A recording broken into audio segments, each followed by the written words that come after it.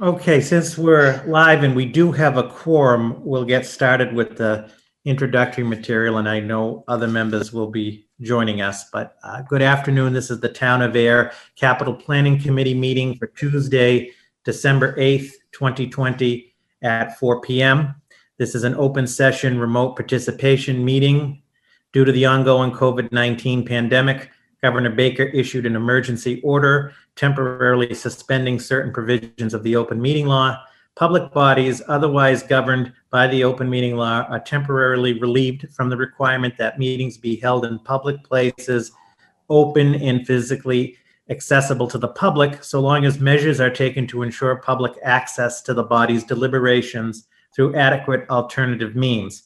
This meeting will be broadcast live on Channel 8 and on Zoom. The public may participate remotely by following the call-in information on the bottom of the live broadcast screen. For the Zoom meeting information relating to remote participation, please contact Cindy Knox, IT Director at cknox@ayer.ma.us or at 978-772-8252 prior to the meeting.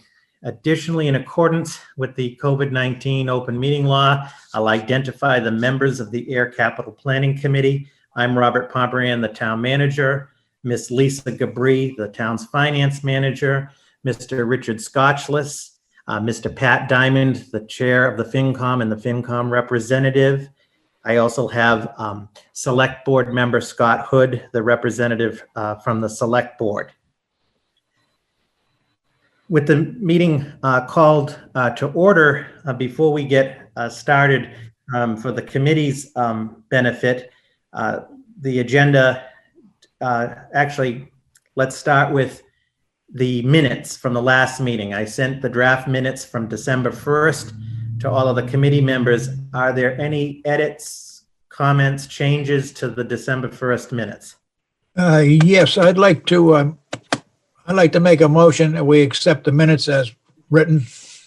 I A second. motion has been made. Is there a second? I second.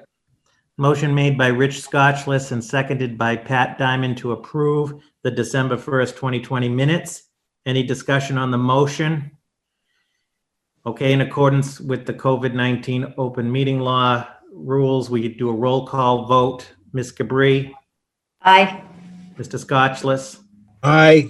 Mr. Diamond? Aye. Mr. Hood? Aye. And Robert Pomeran says aye, so the minutes are approved. Okay, thank you. All right, so as we discussed last time, the next agenda item, which is the bulk of today's meeting, is the committee's review, deliberation, and any votes to recommend the FY22 capital requests for the DPW, Facilities Department, Fire Department, Library, Parks Department, and Police Department.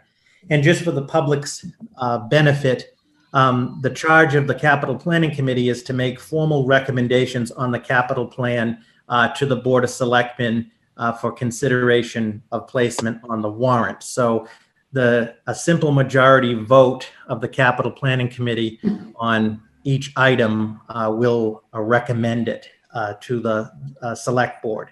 And also, just for the public's benefit, the committee is making recommendations, and generally those recommendations move through the budget process all the way to town meeting. On occasion, and this is a very unusual year, this doesn't happen often, but sometimes after the Capital Planning Committee has finished their work, they're requested by the select board sometimes to reconvene in the event that we have to make any reductions or further adjustments. But we're not at that point yet, but just so everybody understands what today's process is. And as discussed last time, if we do not finish today, the committee has set another meeting for next Tuesday, December 15th at 4 p.m., sort of as part two if needed. Lastly, before we get started, I do have one announcement for the committee, which is very good news. And I want to thank Lisa Gabri and Chuck Schultz for all of their work on this. We were able to get the phone system approved to be used for CARES COVID-19 reimbursable funds. So the significance is that we can get the phone system in place by January 1st, or I should say by December 31st, and we're able to remove that 30,000 from the facilities capital plan. So I think that's good news for the capital plan, and I did want to thank Lisa for her efforts with the DOR and for Chuck's efforts on a tight timeline to get everything procured and in place. So you can sort of scratch out, if you will, under the facilities department, the 30,000 for the phone system. We've been able to get that through the COVID funds. I thank you guys for that. Why don't we pick a larger one and give it to them also? Hi, James. How are you? Nice one, James. I'm fine. How you guys? Good idea, James. We also, I can see on the screen, which is good, we also have a lot of the department heads also present. So as we move through, if there are follow-up questions or questions on any of the requests, we do have a lot of expertise here. So what I would propose, and it's the will of the committee, how we proceed is maybe we start with a discussion about vehicles, as multiple departments have made vehicles requests. And I know many individuals have had questions and concerns about vehicle requests, given that this is sort of an unprecedented year. And specifically, there's a vehicle request for the fire department, a deputy chief vehicle for $65,000, to police chief car for the police department, $57,000, facilities, $30,000, and there's a $60,000 request for a water DPW for pickup and plow for the water department. And so after we discuss maybe the vehicles, then maybe move into each department. In the past, we've either done it alphabetical order or start with the smaller departments that are pretty straightforward and move from there. But we can take it as we go. Does that sound like a plan? Sounds good, Robert. All right. Sounds good. All right, so why don't we, again, as I sort of just already outlined, there are vehicle requests this year. There are 4 of them I just identified. And I think the sentiment has been, not just from myself and Ms. Cabri, but from this committee, that if these were normal times and they're anything but, we would probably be moving forward. That isn't the case. We're in the midst of this COVID-19 pandemic. Many of the financial and economic implications of this pandemic have yet to be fully realized. There's no question that the town is in a strong position, which is a testament to everybody I have said numerous times, but there are a lot of unknowns. Additionally, the taxpayers that foot the bill for a lot of this are struggling, whether they're residential taxpayers, whether they're taxpayers on fixed incomes, whether they're small businesses. And as I reported to this committee and has been publicly reported, the select board has asked the administration, and I know I've talked with the chair of the FinCom about this, about looking to ways where we can reduce spending and reduce the impact on the taxpayer moving forward. So that being said, the entire capital plan, we understand the needs, they're all needs. And with any delay, there's also impacts to a delay and implications to deferring. But if there's ever been a year that we really have to sharpen the pencil and so forth to be proactive, this is the time. And so I want all of the departments and the committee members and the public to know that the requests on the vehicles are all legitimate requests, of course, and they're legitimate needs, and we understand the needs. However, I think we need to work together to also minimize the capital plan. And when you're looking at mandated infrastructure things that we need, or HVAC systems, say for the police department, those items have to take priority over sometimes some of these vehicles. The last thing I'll say is we understand that by deferring needs and deferring these vehicles, many have characterized it, are we kicking the can down the road? And these needs aren't going to go away. And as we heard from some of these departments, some of these vehicles have some challenges and issues. I think, though, our goal is if we can work together to maybe get another year in some cases, that would be in everybody's best interest. and I don't say that lightly or easy. So there's some tough decisions to be made, but I know that the capital planning committee is up to it. So that's sort of my overview, just as the town manager, also Lynn consultant with the finance manager, Lisa, sort of our perspective. With that being said, before we get into, are there any outstanding questions on any of the requests themselves, whether an aspect of the vehicle or the amount? Are there any questions since we last heard the presentations? Well, no more than Robert. I had a comment about the vehicles, if it's okay to make it now. Sure. I understand that with tax collection, we could possibly be 12 months behind. A person could easily get behind. And I think it's great being consistent. It's not getting in a vehicle. But there's one vehicle, I don't know, I think we may need the facility. This is a vehicle, a department where a person is using a private owned auto to do town business. That's not a good thing, and we all realize that. So for me, that would take priority over anything else as far as vehicles is concerned. If we have a person using it, now, if it's some way he could borrow a vehicle from another department, I don't know, but if it is, that would be great. But if he cannot, I think we really need to consider that vehicle where a person is using his private owned vehicle. James, I couldn't agree more. I sent an email earlier today on that specific issue. It just seems incongruous to me that Chuck is driving his own car doing air business, and all of the other vehicles that are being requested and being driven are air-owned vehicles. It just doesn't seem right that Chuck should have to use his own vehicle. It just doesn't seem right to me. And I agree with James that we should possibly make special dispensation for that. Okay. And there's one. I'd like to cut in. Okay, and then I have a piece of information. Go ahead, Rich.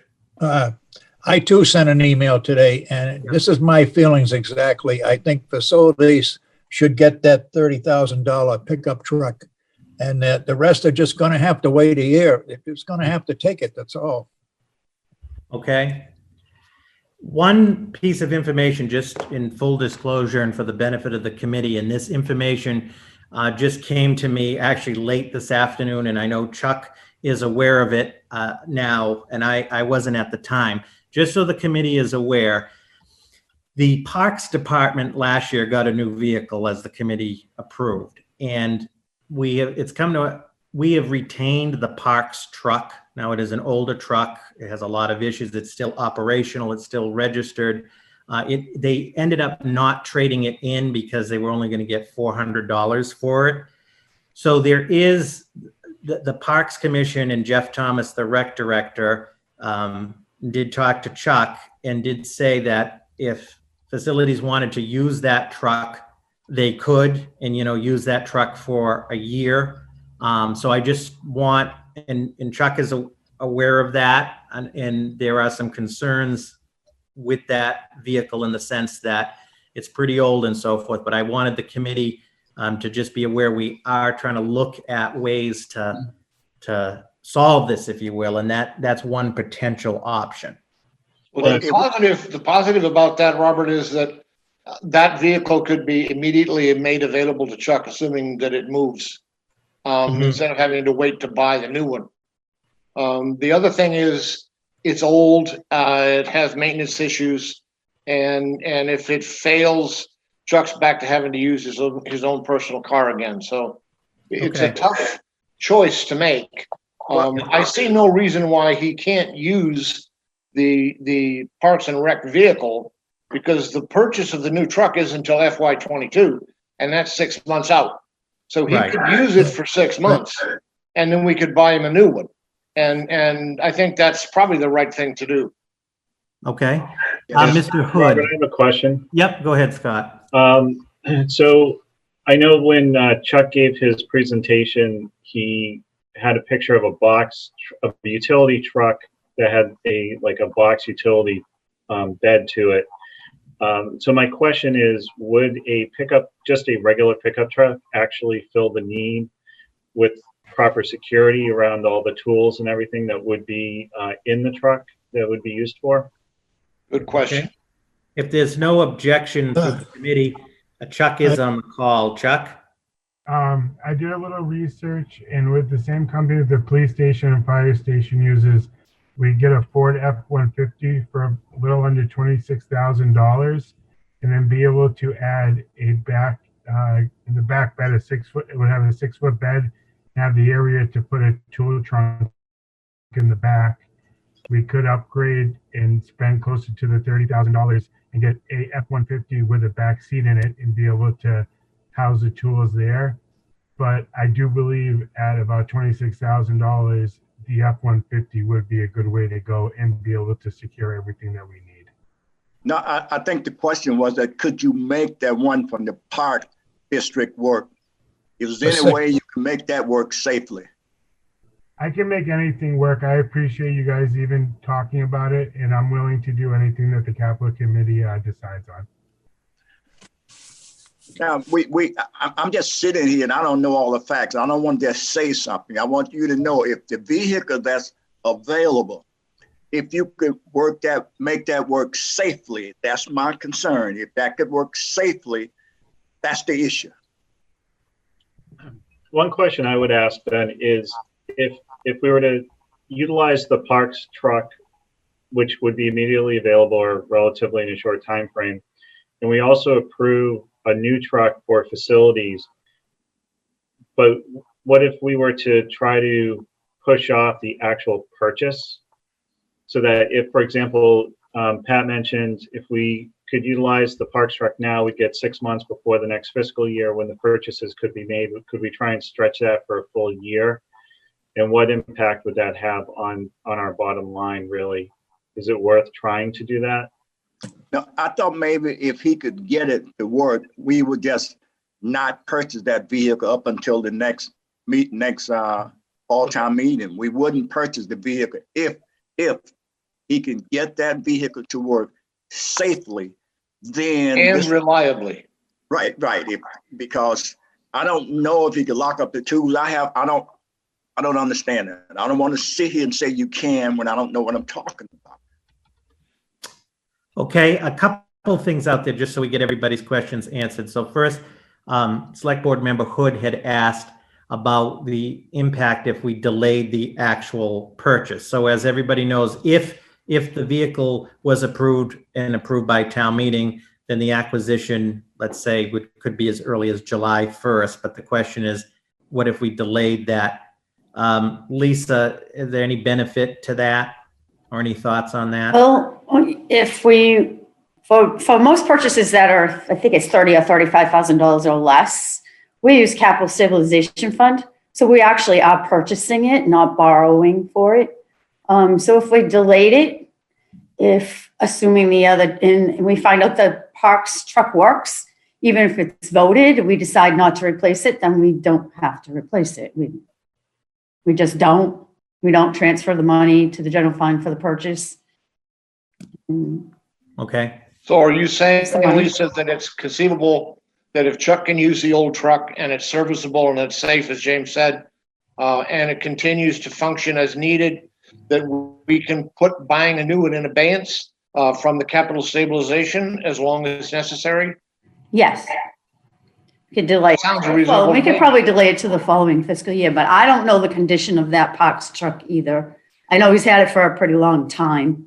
Yeah. It's old. I would have to defer to a mechanic or whatever. So just, Does it have a floorboard, Chuck? I'm not sure. I haven't been in it yet. I haven't seen it yet. just for everybody's benefit, the parks truck is quite old, high mileage, some body issues.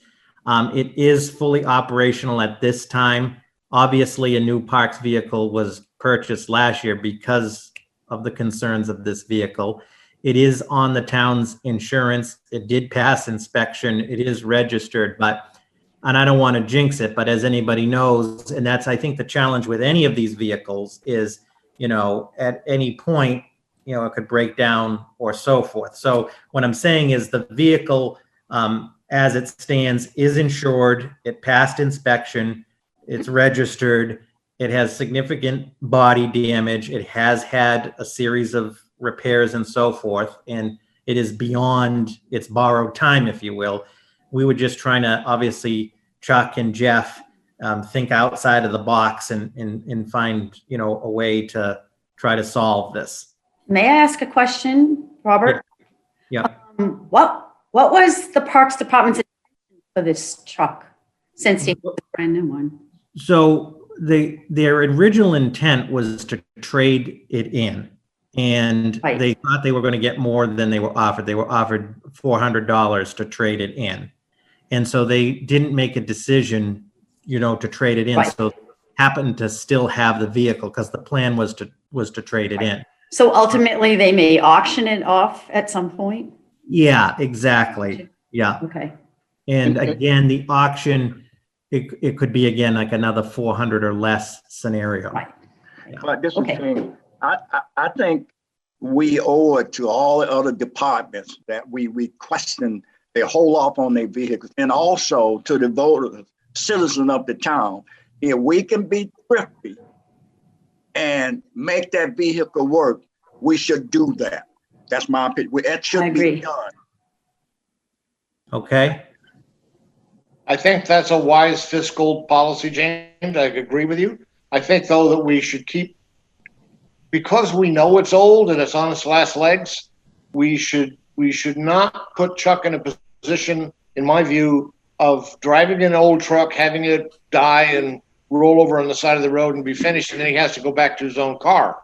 I think we need to have some kind of a plan that says, if this does not survive the time frame that we determine, then we will buy him a replacement vehicle and not have him use his own car. I think it's Right. using his own car, to me, is the real issue here, not the truck or its age or any of that. That just rubs me the wrong way. Okay. My biggest issue is he has to take car seats out all the time. I've been through that and it's horrible. Yes, it is horrible. I know this.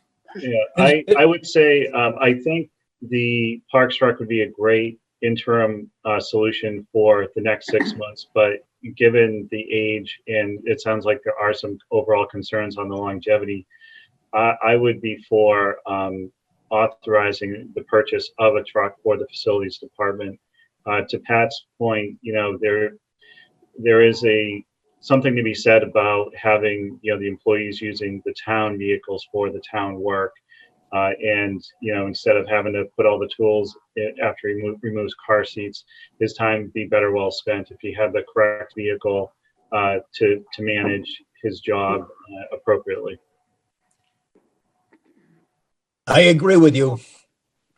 Okay.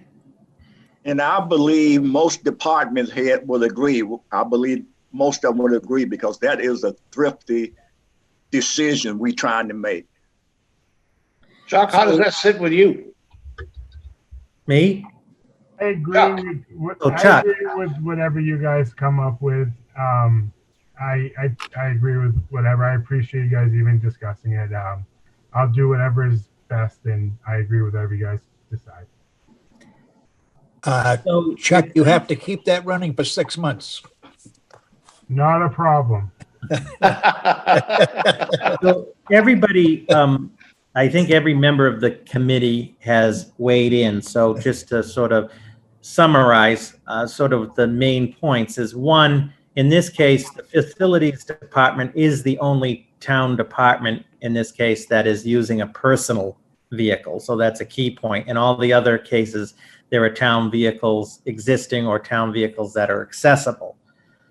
Secondly, it seems like folks looking to, let's try to get as much out of the parks vehicle as we can, but are looking to recommend the $30,000 for the facilities vehicle in the future. Does that sort of sum up the sentiment? I think that sums it up, but I think we need to start thinking for the What? benefit of the town. We need to try to get all the use out of all vehicles the best way we can. If we have to switch them to departments, we need to do that. I mean, there's not unlimited funds, and Right. we don't need to just sit here and do different things. I know department heads and even the voters, they'll respect us when we trying to be thrifty. Yeah, But we need to be thrifty and prudent. yeah, And there's got to be a marriage. And to me, the prudence is having a key employee like Chuck, and he is a key employee, there's no question. Using his own vehicle to do town business is just not right for the town. It's just not prudent. But financially, if we do have an alternative vehicle that he can use that has basically no cost to the town because we already own it, then we should do that as well. And I think those things need to be married in a way. And I agree with Scott that we should approve the vehicle, but we can put it into an abeyance mode. Somehow Lisa can manage it. And if Chuck needs a new vehicle, fine, we buy it. And if it lasts for a whole year, fantastic. Yep. That's great. okay. Anything else on the facilities vehicle?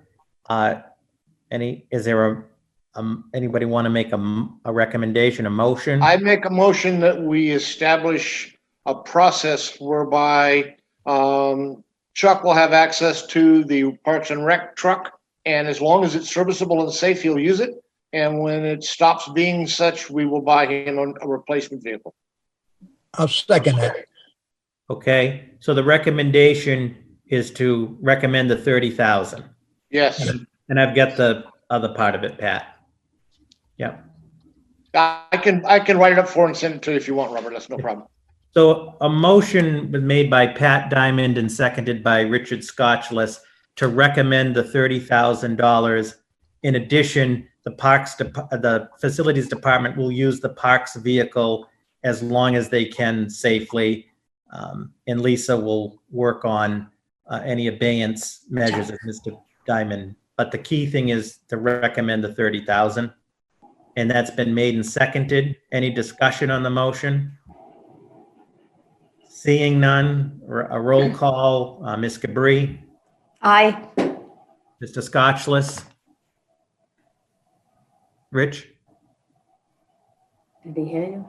Well, he might have froze. It Rich, doesn't look cold. his images. Rich, I'll come back to Richard. So Ms. Cabri, you said yes. Yes. Mr. Diamond, Aye. Mr. Steven, Yes, Mr. Hood, Aye. our Robert Pomprian says aye. And Mr. Scotchless, I think, is rebooting on, so the motion does pass, and if there's not There he objection. is. He's back. Rich? Hi, Yes. Rich. Yes, You voting yes on the 30,000? Okay, yes. I don't know what happened. I went to unmute here. that's okay. So the motion passes 7-0. Okay, in no particular order, there is a FY22 capital request from the police department for $57,000 to replace the police chief vehicle. We had a presentation by Chief Murray and Deputy Chief Gill, who are also both on this meeting. Are there any questions from the committee related to the actual request? Or any follow-up questions?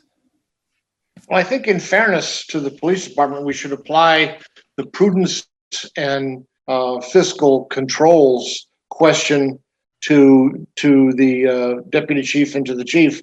And that question would be, can you prudently use the vehicle you have, and can you wait for a year? The answer to that is yes. We'll make it work. thank you. Thank you, Thank Chief.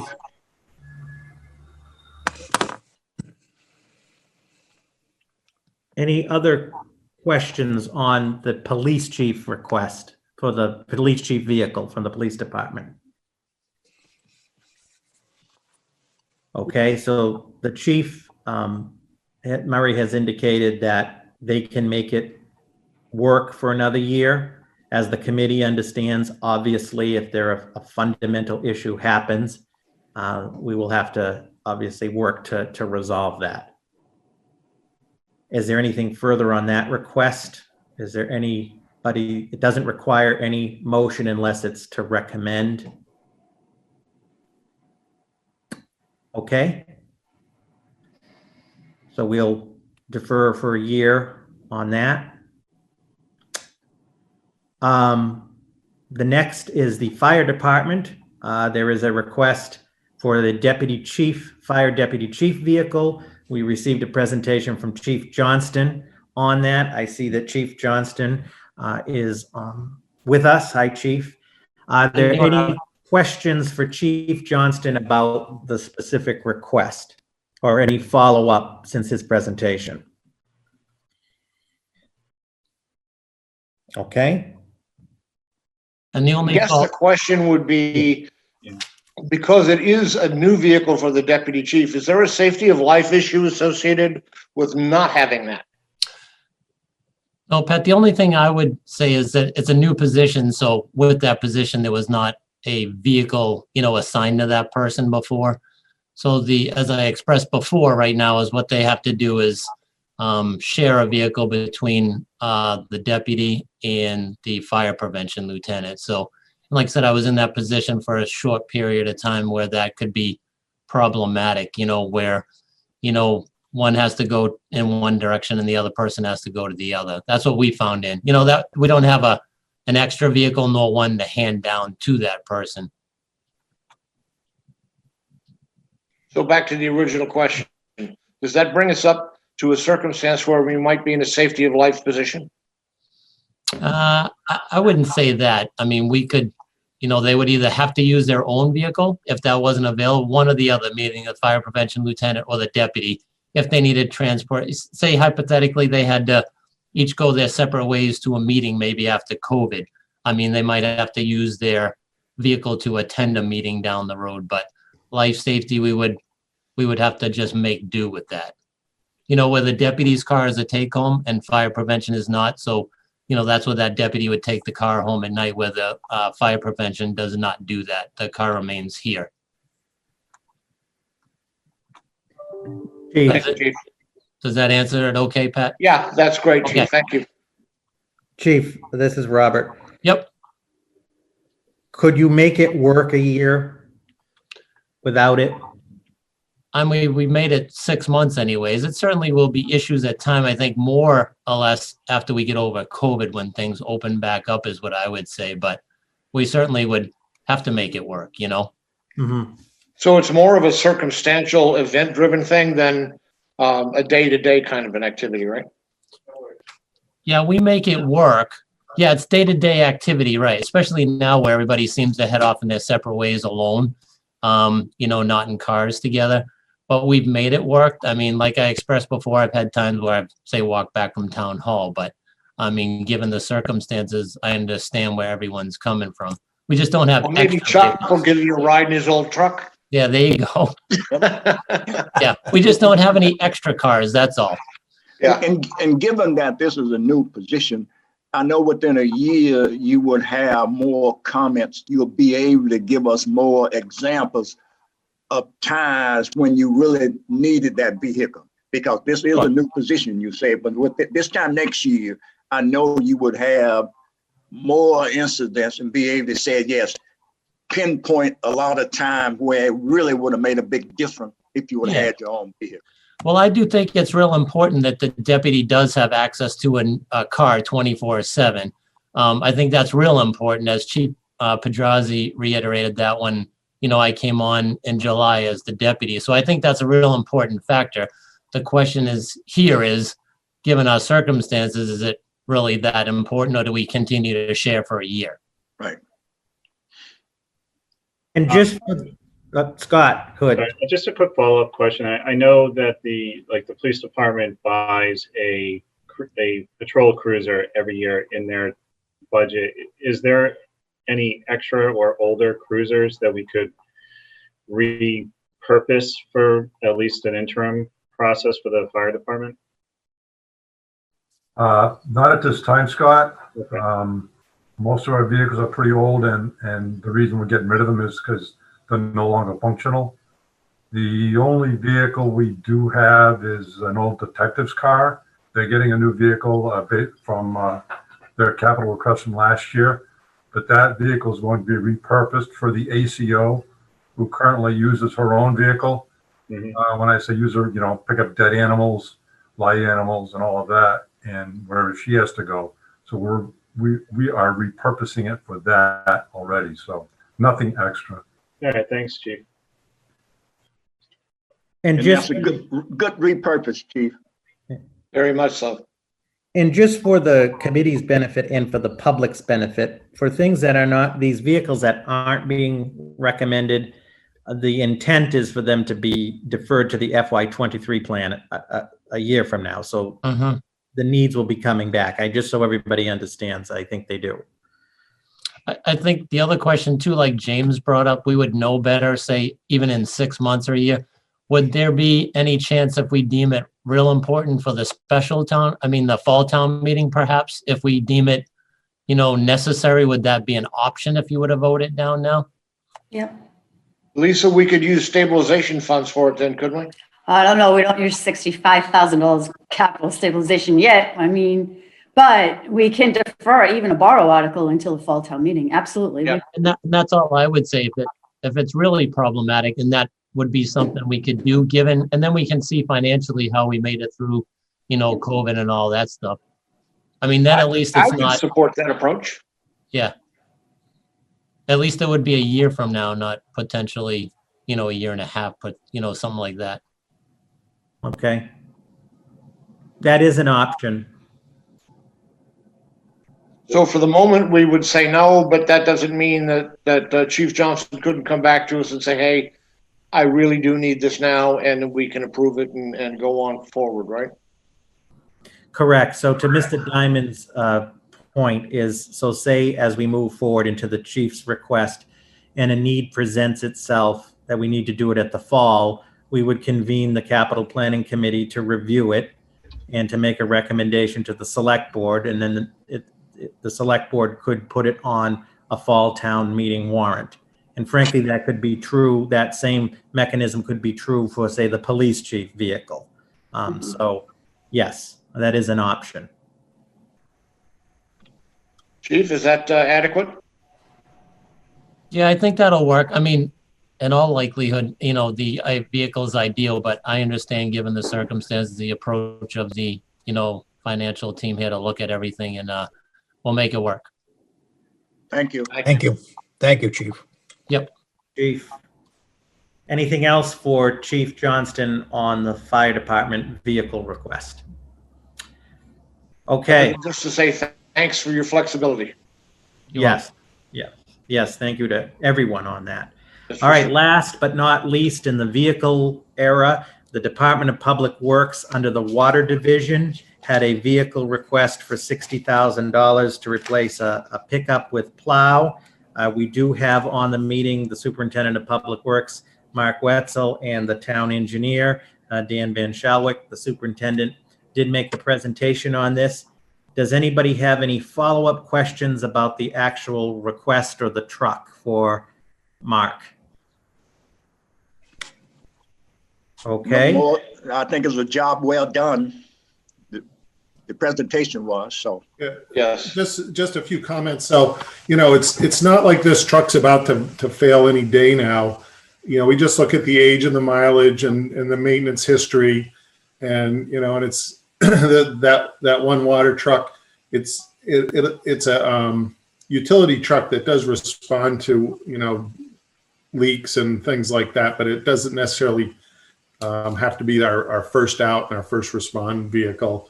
I think we can nurse it along for another year. Thank you. Okay. Thank you. Thanks. Thank you. Thanks, Mark. One of the luxuries too with the DPW is, each division has their own vehicles, but we also share vehicles within divisions. So if for instance, that truck was out of service for a period of time, then we could probably scrounge up another vehicle if we needed one. Good. Okay. So again, the superintendent is saying we could make it work another year. Again, all the options we've discussed would be available in the event of a critical failure or so forth. Are there any other questions from the committee on this request? Is there any motion? Again, like I said, a motion would only be required to recommend the funding. We're going to defer. Okay. So that concludes, if you will, the vehicle piece. And I also, on behalf of the committee and others have said this, want to thank all of the department heads for their understanding and their flexibility during this unprecedented time. And we will continue to work together moving forward. So thank you. So at this time, I don't know what the will of the committee is. We've done it two ways in the past. We've gone by department in alphabetical order, which puts the Department of Public Works first, but that's also the largest department in terms of requests. Or in the past, they've gone to all of the other departments in alphabetical, the smaller departments with smaller requests, and then end with DPW. What is the will of the committee, or how would you like to proceed? Why don't we do the smaller departments? I think that'll go quicker. Okay. Yes. So with that, then after DPW would be the fire department. Now on the fire department, there's going to be no action taken on the deputy's vehicle. There are two other requests, $70,000 for the SCBA compressor and fill station, and the rescue tools and lifting jacks for $25,000. And we did receive a presentation from Chief Johnston on both of those. Are there any follow-up questions related to the actual equipment requests from the committee? I thought the presentations were very thorough, and I would move that we approve those. Second. Well, Okay. I do have some questions on the amounts. Okay, so hold on one second. So a motion has been made by Patrick Diamond and seconded by Jeff Stevens to Jeff recommend. Stevens. Pardon? Jeff Stevens. Yeah, that's the guy behind you, James. Mr. Stevens, I apologize. We talked so much about the Parks truck, it's on my mind. Apologies, sir. James Stevens, second by James Stevens, to recommend the $70,000 for the SCBA compressor and fill station and $25,000 for the rescue tools and lifting jacks. The motion has been made and seconded, so now discussion on the motion. Ms. Gabri has some questions about the amounts. Lisa? I'm not sure if the fire chief is still here, but the He is. backup. Here. Okay, so the backup for the SCBA compressor, Yep. the cover sheet says 70,000, but the backup says 67,525. Yep. So once we got all the pricing down, I believe that's the, I think Jeremy can chime in here too, because he's the tech. But I think that's what we ended up, once we got all the pricing back, Lisa, it ended up at that as the explanation request, 67,525. So it should be that amount, not 70? Yeah, I think, when The next we item. start figuring out things, like in the budget, you prepare like 10 years out. Right, like right, they- yeah. We kind of put the 70 in. Jeremy, can you get on it all? I'm almost positive that that's the exact amount that we would need for that. And if I can add too, we just, we always look at the grant program that's coming out recently, and we change around what we planned on doing. So in the AFG, the Assistant to Firefighters Grant, we're also going to apply for that SCBA compressor and fill station. So we should be able to tell. So if we're successful, now keep in mind it's competitive, but if we're successful, we would only need 5% of what we're asking for. So down the road, if we do get awarded the grant for this particular item, we could certainly amend that amount down. But of course, it's a competitive grant, but we feel at least we can do diligence and put in for it and try to see if we can save the town some money on that. Thank you. Get busy. Yep. Yeah. I have another question. Yep. Go Okay. ahead. Okay, so in the other rescue tools, Yep. the opposite, you have 25,000 on the cover sheet, but you have $33,007 on the backup. Yep. So it would be the one on the backup documentation, Lisa. So it's the higher amount in that case. Yep, correct. Once we had, as I explained before, we had some capital requests before, but we were denied a grant. So we combined everything back together, and that was the price we ended up with, the 33, Okay. I think it is 7. Okay, thank you. But with any hope, we can continue to pursue that AFG grant for the SCBA stuff and potentially save quite a bit of money. Well, but we'll know the outcome prior to, the meeting and stuff, town meeting. Okay, so for everybody's benefit, couple things. And Mr. Diamond, if you don't object, so would you? We should amend the motion to the Yeah. numbers per Lisa's recommendation. Okay. Uh, Is there a second? I second it. I'll second that. Okay, so You're on, Lisa.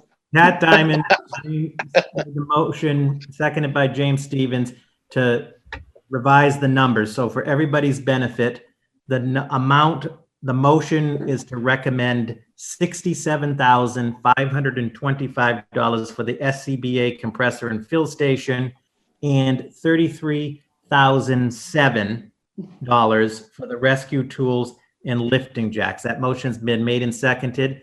And Chief Johnson, we have Captain Jeremy Janiskevich of the Fire Department, who's also on the meeting. Chief, did you want to have the captain speak to anything, or Captain? Jeremy, do you have anything to add on that compressor stuff? Lisa just wanted a correction on the pricing of 33,007 up from the 25, and I just said it was an addition. I'm sorry, it was on the rescue tools, Jeremy. And it was just an addition to added tools from the combination of the tools we had and the grant that we did not get.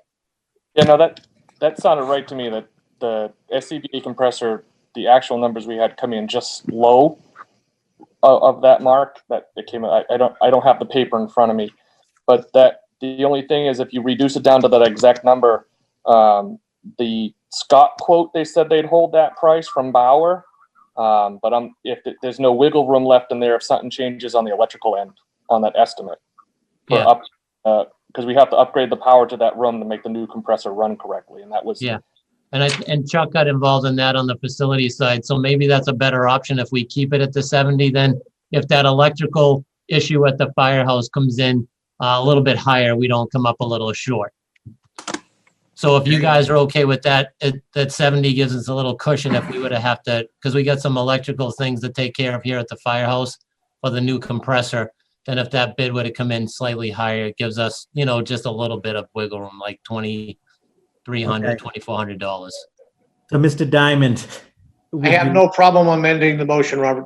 Okay, so for everybody's benefit, the motion made by Mr. Diamond and seconded by Mr. Steven is to recommend $70,000 for the SCBA compressor and fill station and $33,007 for the rescue tools and lifting jacks.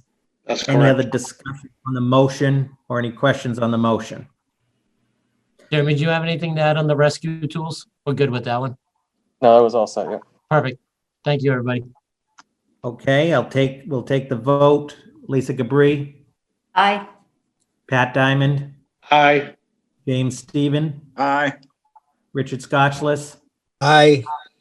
Scott Hood, Aye. and Robert Pomerantz says aye. The recommendation passes 7-0. Thank you all for your support. Sure. Thank you, Chief. Thank you, Chief. The next department is the Facilities Department. As mentioned, the $28,000 for the town hall phone system is removed. Thanks to the efforts of Chuck and Lisa Gabri, that will be funded by the COVID CARES reimbursement funds. And the Facilities Department truck, the committee has already taken action to recommend that funding and for him to use the parks vehicle as long as possible. So that leaves one remaining item, which is $145,000 for the police station HVAC replacement.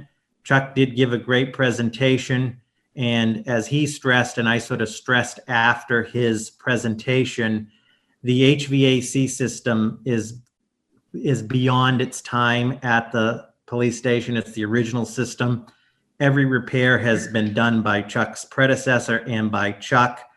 We have the regional dispatch center in there that has over $1 million worth of equipment that is sensitive to temperature. It is the prison lockup, so that we do have from time to time folks in there, and it is a 24/7 operation.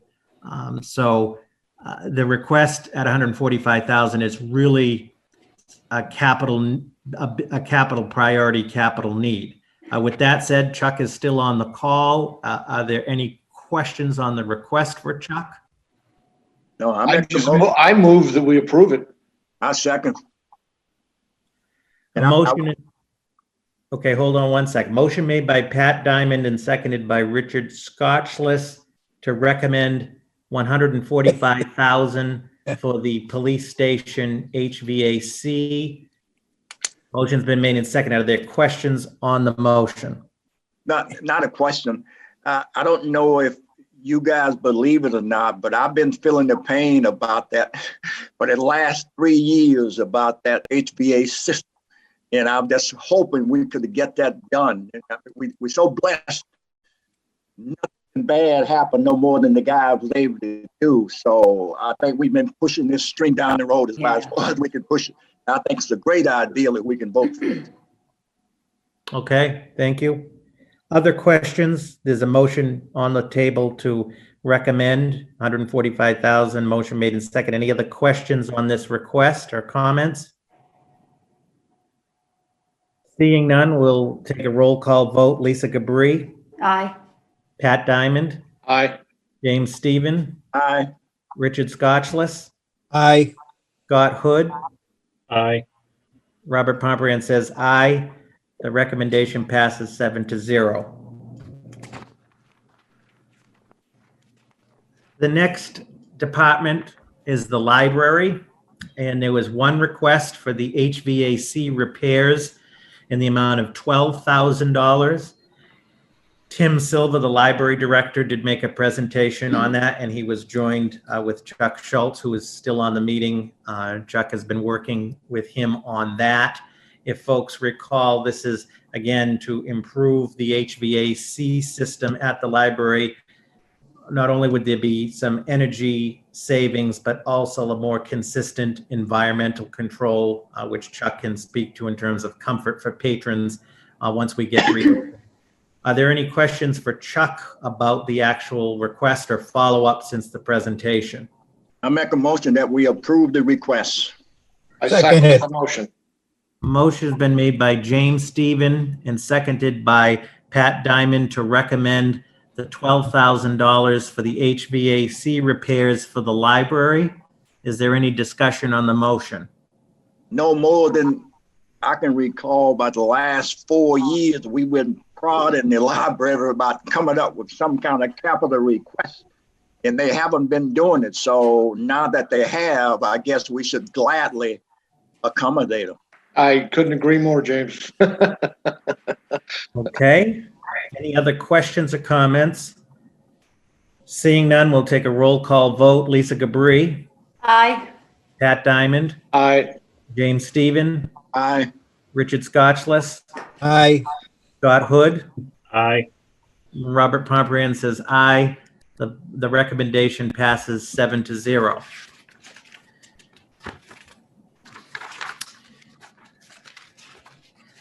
As we discussed, the next department would have been the Parks Department, but they've deferred theirs. And the Police Department, we have agreed to get another year out of the vehicle. So that puts us back up to the Department of Public Works.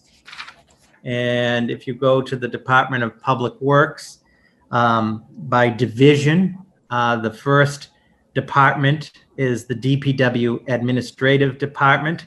And there was a request for $70,000 for the Main Street decorative street lighting upgrades.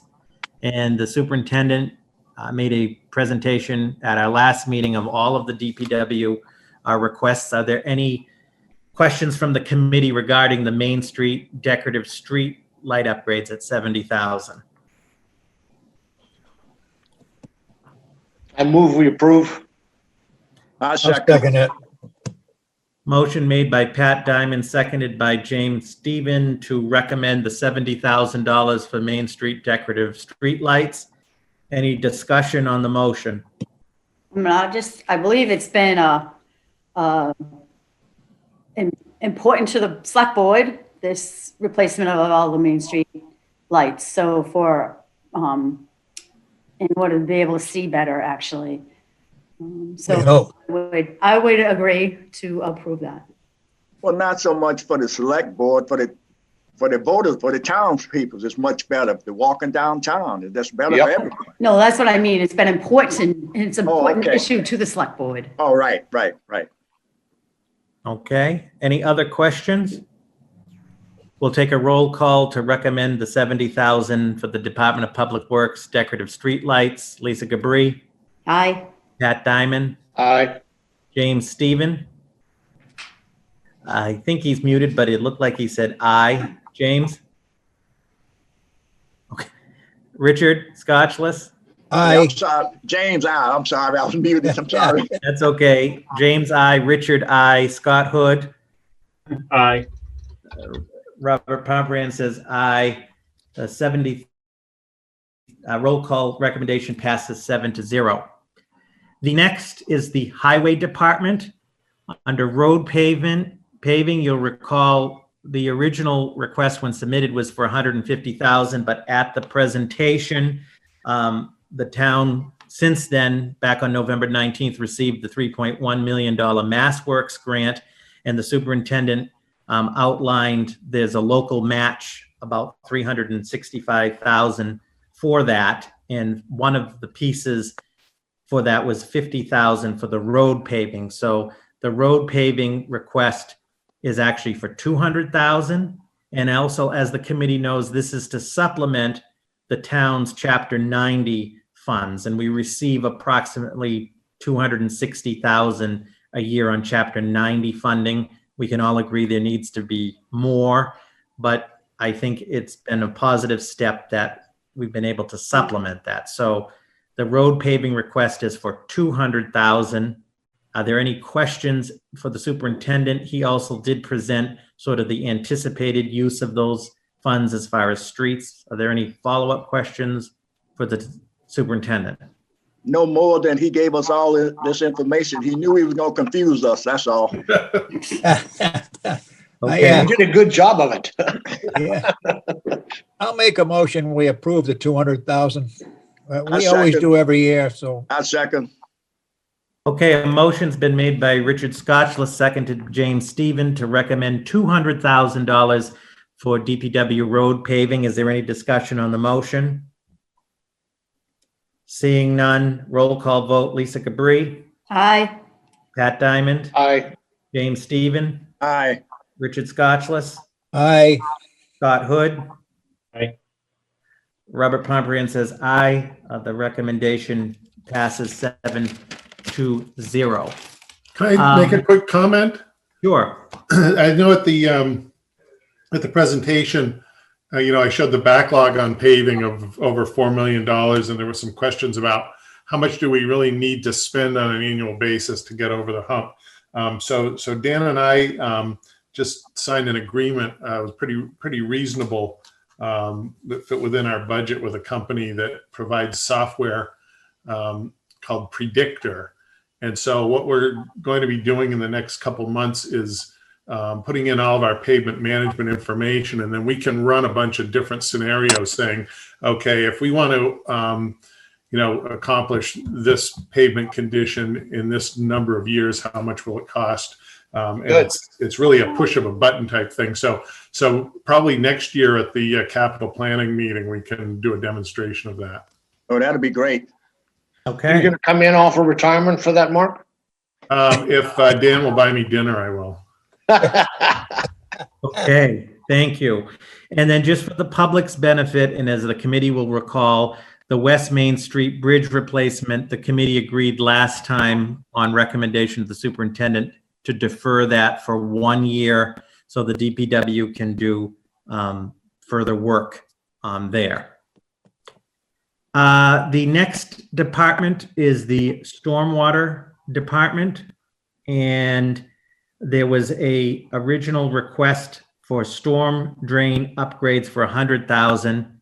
And since that request was made, the committee will recall at the last presentation, the superintendent was recommending that the 100,000 be moved to the DPW operating budget. Are there any questions or concerns with that move. It doesn't require a motion from this committee unless it would be to recommend the funding, but are there any questions or concerns or objections to moving that? Ms. Robert, can I Yeah. just add, Robert? Yeah. That's where the 100,000 is FY21. It's sitting in the operating budget for stormwater. Okay, I would agree with this, with the DPW superintendent. You don't need a motion, do you, for that? no, correct. So that 100,000 will be in the operating budget. The next request was for the culvert replacements. Originally, the request was for 50,000. And Mark, refresh me, because refresh my memory, we're putting some of the local match for the Mass Works in that amount. Yes. What's the amount?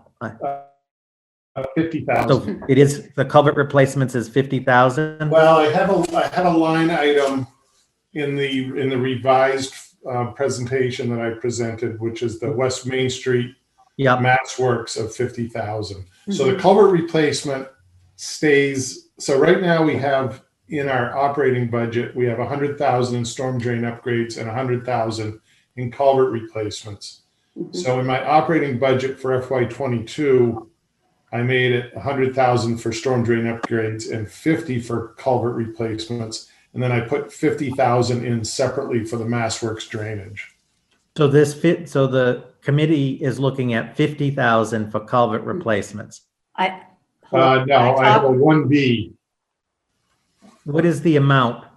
50,000. But it's not just culverts, it's for storm drain for West Main Street. Lisa? Okay. So again, there was $100,000 in FY21's budget for culvert replacement operating budget. So I believe we can fit all of that into the FY22 operating budget. The 100,000 for the drain upgrades, the 50,000 for Mass Works match, and the $50,000 for culvert replacements. Okay. So that would be stormwater would be zero? On the culvert. Okay. So the culvert replacements, there's going to be nothing for capital this year to recommend. That's what I was getting at. So what I'll do, Lisa, is I'll edit my operating budget. Okay. Okay. I have So- notes too, so. The last item then, so just so I haven't lost anybody, the culvert replacements, the original request for capital was for 50,000, but that's going to be moved into the operating. So that comes off of the capital plan. So there's no action required by the committee unless there's a question or objection to that. So, and seeing none, the last item into stormwater is the stormwater asset master plan grant match for $40,000. Are there any questions or follow up on that for Superintendent Wetzel? I move we approve it. I second. Okay, so a motion's been made by Pat. Lisa, Diamond. Lisa has something she wants to say. Right, I'm just gonna, for the public, when a motion's made, who made, Pat made the I motion? made it, yes. Who seconded it? James. James? Motion's made and second to recommend the 40,000. Now discussion on the motion. Lisa? Yeah, I'm sorry. I just don't remember what that exactly is paying for. I know it's a grant match, but what is this asset master plan? What is? If you, Mr. Wetzel? So Mark, as I want to make sure it's eligible for a borrow. That's my. yes, so basically, we've done analysis of our, we have our road management, paving management. We have an analysis of the water systems. We did a sewer evaluation. We don't really have a good understanding of what our storm drain system is. And so when we go to replace a pipe, say it's a 15-inch pipe, do we just replace it with another 15-inch? Do we need to do an 18-inch? What's the potential storm impact? And so that was one of the things we talked about in our resiliency plan was localized flooding and stormwater management. So Dan applied for a grant through the Clean Water Trust for it's a $122,000 project, and it's about $73,000 of that is grant. So basically, what we're going to do is evaluate all of the drainage systems in town, what they are, what their capacities are, what the conditions are, and then that will lead to a more defined capital plan.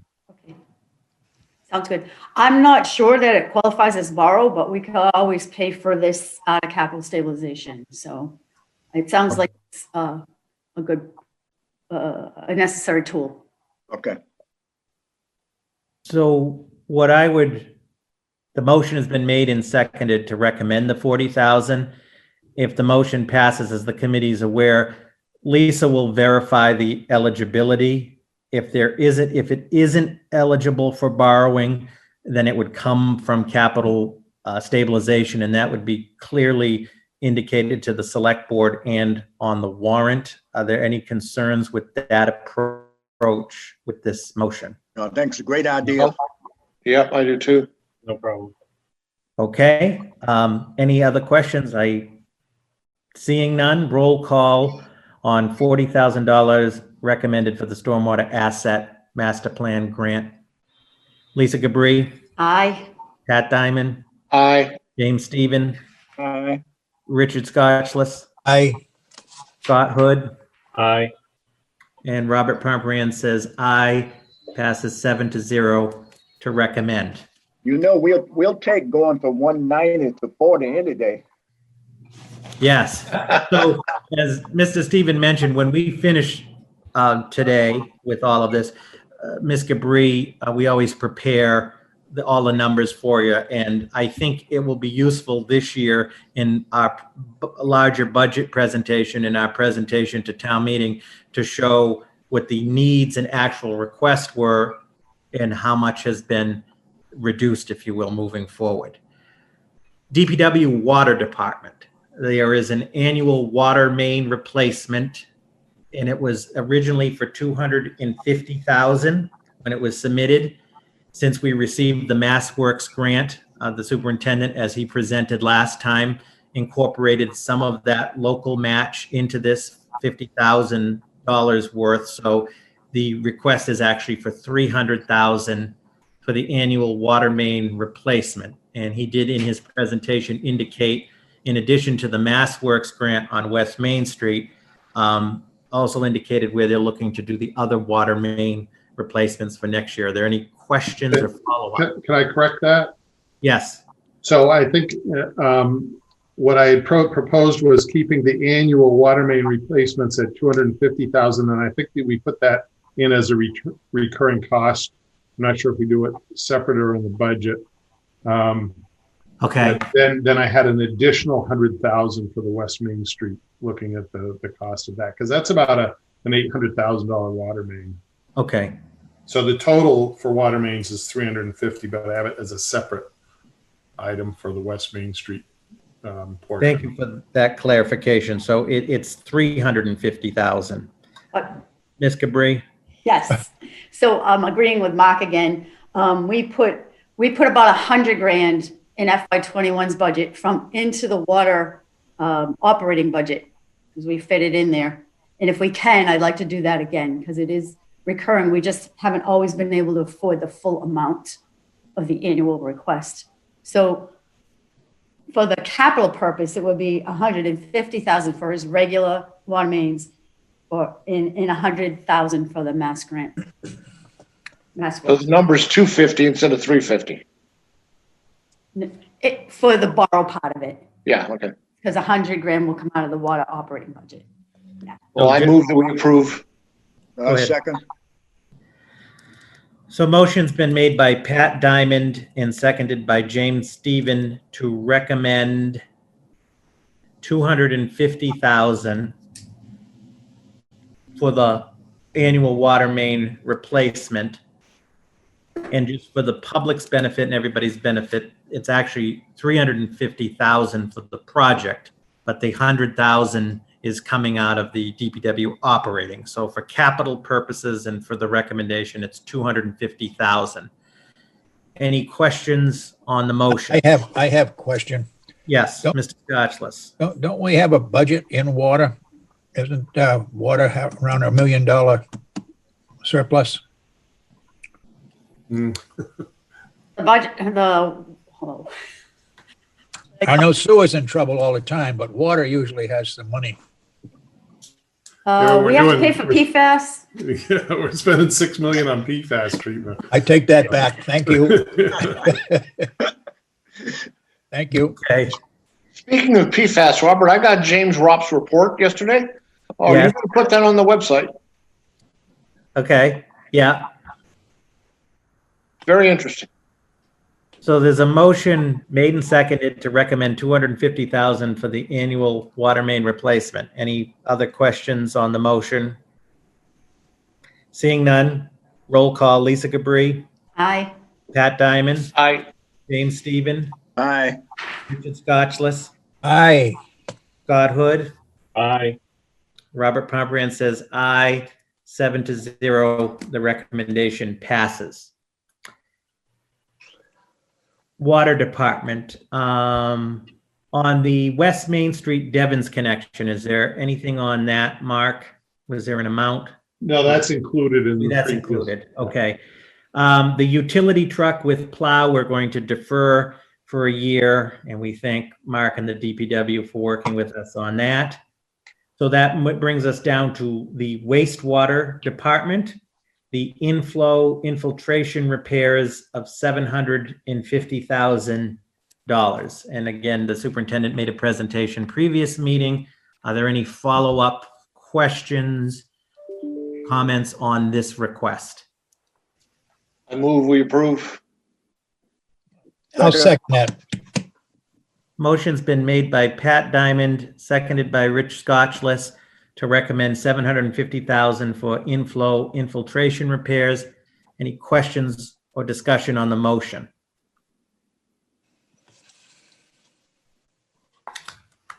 Okay, seeing none, roll call vote, Lisa Gabri, Aye.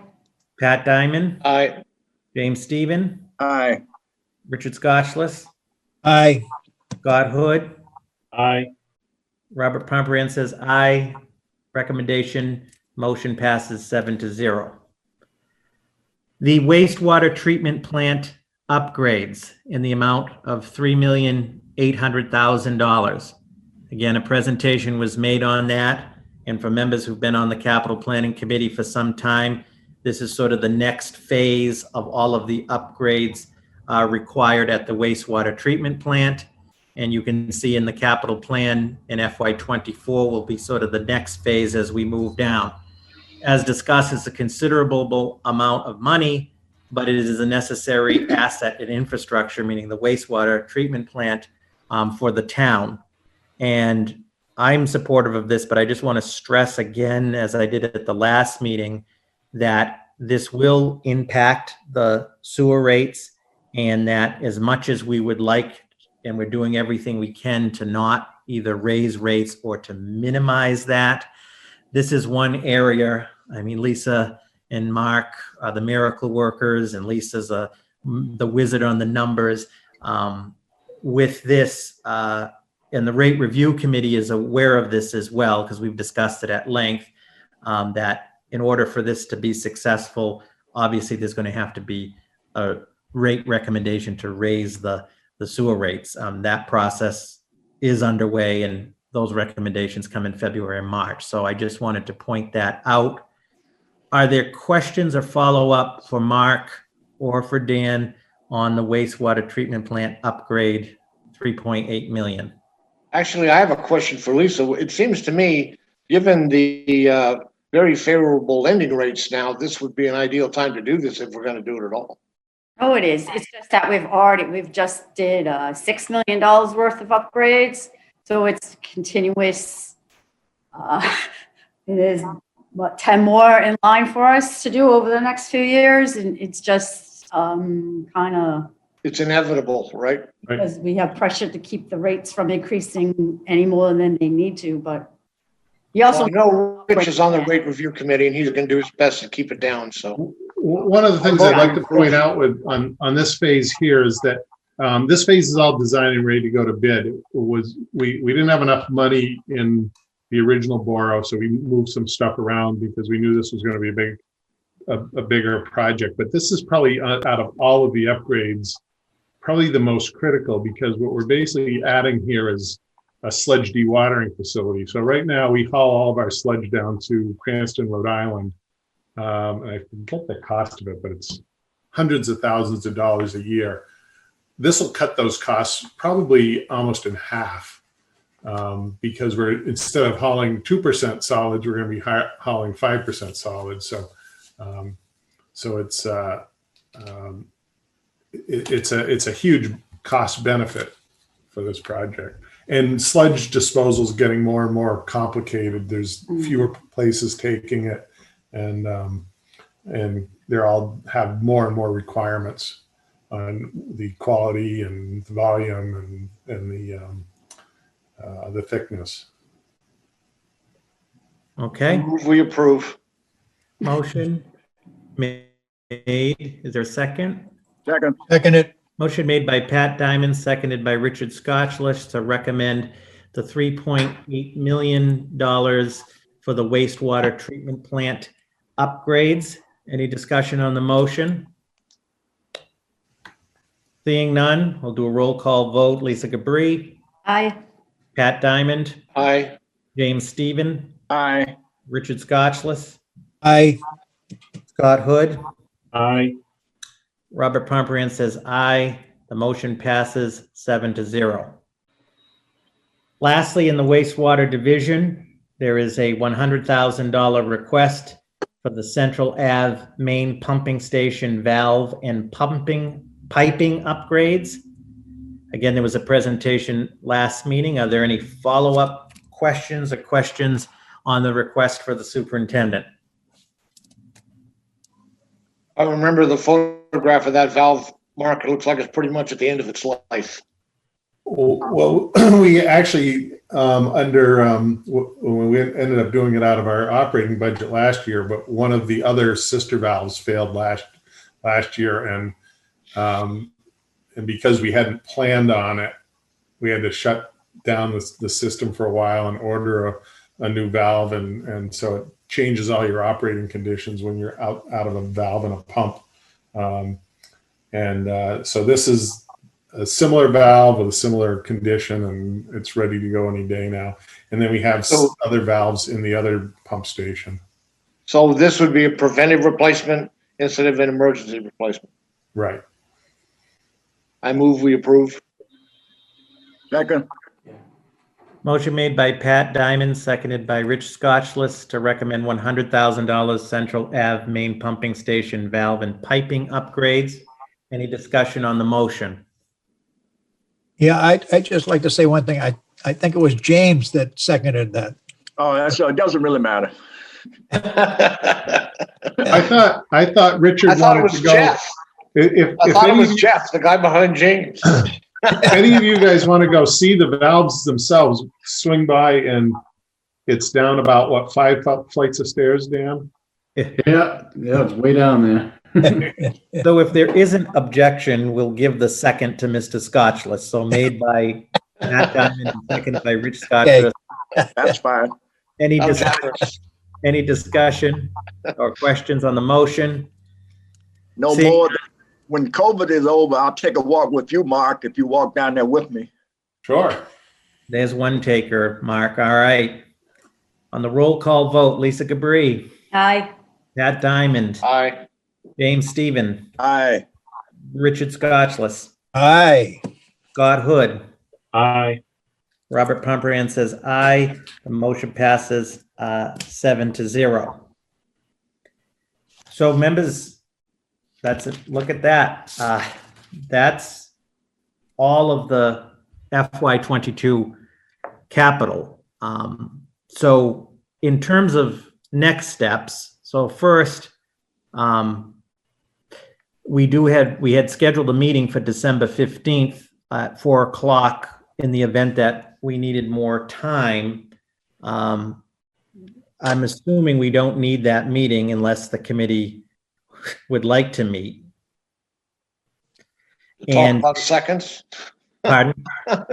So, this is what will happen in terms of next steps. So in terms of next steps, just for everybody's benefit and the public's benefit, Lisa will put together and send to the committee the final votes and the final dollar amounts, because there was considerable reductions made in the plan. So we'll send you a final vote and amount, and that will also be part of the minutes of this committee, and we'll post that. And then in terms of next steps, as we move through the budget process with the rate review committee, the finance committee, and the select board, in the whole picture, in the event that we need to make any changes or revisions, I would contact all of you and we would call a meeting, meaning anything related to capital, and we would meet. We will incorporate some of this in our budget presentation, public forums in January and in March. And obviously, these recommendations will be transmitted to the select board when they approve the warrant. They will appear in the appropriate warrant articles. So at this time, the committee, and we're very grateful, has completed its lion's share of the work. Next, in terms of next steps, I will be sending you the draft minutes. I'll be sending you the synopsis of the votes and the amounts, and we'll keep you updated. And if we do need to meet, we'll call a meeting in terms of really next steps, assuming no changes are needed. The next steps will really be probably in March when the select board approves the warrant. But we do have a lot of work to do on the rate review side. So there is a chance, through the rate review process, if we have to make some adjustments, we'll need to reconvene. Robert, I'd like to make a comment. Yeah. I wish there was some way that you can let all the department heads know that the concern and understanding that they showed as far as those vehicles. I know they need them, but they really stepped up to the plate and was understanding what we was trying to do. And that's a great thing. When you have departments, sure, it's their responsibility to be selfish. However, there'll come a time when you take a look at the whole package. And I just believe all the department heads was willing to do that. And I just like to let them know how much we appreciated that. I agree with James 100%. So if there is an objection, I'll formally convey that in writing to the departments and copy this committee on that. Please do. And the minutes will reflect that as well. And Mr. Stephen, I agree. I think the department heads have always been very reasonable, and they understand. And I think we're all appreciative, given the unique circumstances we're in. And I think it'll be part of our budget story and presentation for town meeting, I think, because these are all needs. And I think this committee and the department heads and the select board and FinCom and rate review as we move forward is doing everything it can to maintain the level of services, but also realizing the challenges we're facing. And I think that this capital plan, compared to previous years, does reflect that obligation and responsibility to balance the unknown financial impacts plus the level of services. Right. Thank you. Is there any new business? We always have new business on the agenda. So I don't believe we need to meet on December 15th. I think we have a good plan moving forward. I want to thank all of you for serving on this committee and for all of your time, especially during this busy time of the year, even when it isn't COVID-19. It is truly appreciated. And we will keep you updated as we move forward. And as always, if there are any questions, please don't hesitate to contact myself or Lisa, and we'd be happy to work with you. Hey, Robert, I talked to Jim Pennard, and he said he was having a hard time getting on, but he said his concern was about the vehicles also. Everything else he felt pretty comfortable about, but he has had concern about given the situation and all the different vehicles. No one particular vehicle in particular, but all the requests about the vehicles, he had concern about that also. I just thought I'd let you know that. No, I appreciate that, and I will continue to reach out to him. I think that the actions of this committee are consistent with his concerns. Okay. All right. All right, Okay. everybody. Thank you. Is Thank there- you. Have a great holiday. Yeah. Yes, is there a Do- motion? Is I'll there make a a motion to adjourn. I'll make a motion, we adjourn. motion second. made by Scott Hood, seconded by Richard Scotchless to adjourn? Roll call. Lisa, Aye. Pat, All right. James, Bye. Richard, Aye. Scott. Aye. Robert says aye. We are adjourned 7-0 at 5:25 PM. Thank you and happy holidays.